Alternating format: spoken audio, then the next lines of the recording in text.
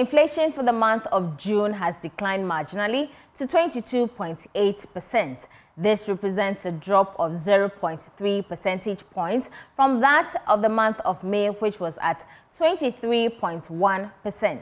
According to the Ghana Statistical Service, food inflation increased to hit 24%, while non-food inflation decreased to 21.6%.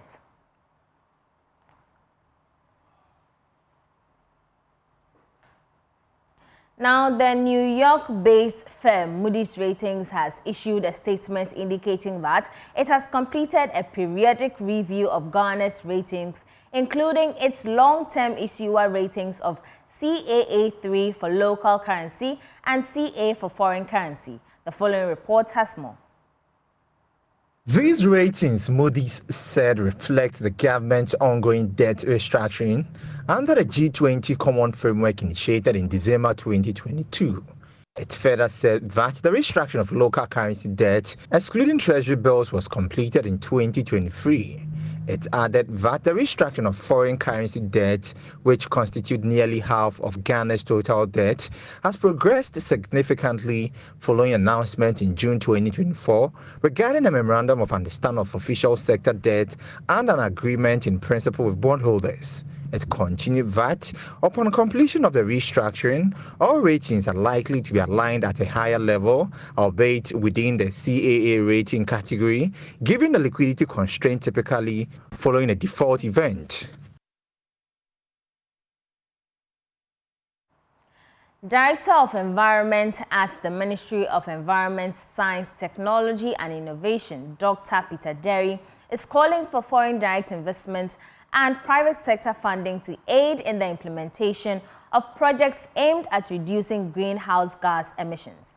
At the launch of the Nationally Determined Contribution Revision process, Dr. Peter Derry said financing is crucial in helping various sectors of the economy to contribute towards reducing greenhouse gas emissions.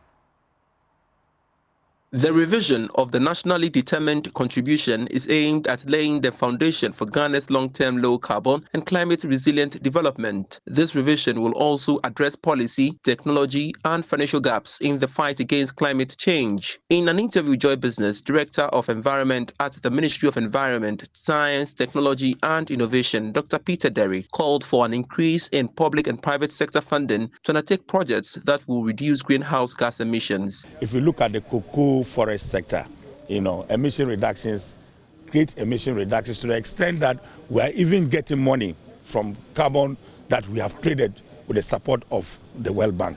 Okay, so these are critical.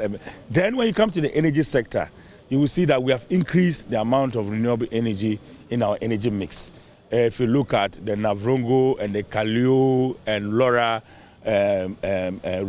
solar projects that have been created. These are huge investments in the area of renewable energy. Yes, a few challenges. The first thing I always say is funding.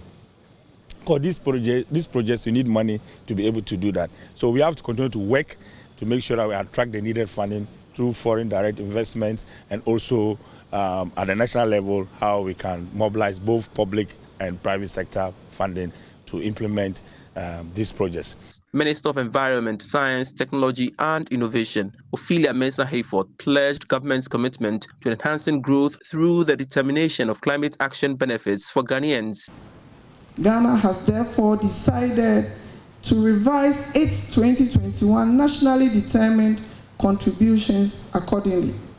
This revised NDC will transparently present robust adaptation and ambitious mitigation actions to the following: develop and update the 2030 target to 2035 in line with the common time frame, overcome barriers to NDC implementation, ensure alignment with the Sustainable Development Goals, and lay a foundation for Ghana's long-term low-carbon and climate-resilient development.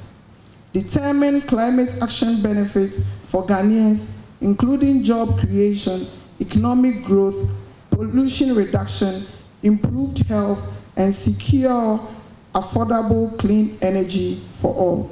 Governmental bodies, civil society organizations, academia, and the private sector players were urged to collaborate and ensure a successful completion of the nationally determined contribution revision exercise.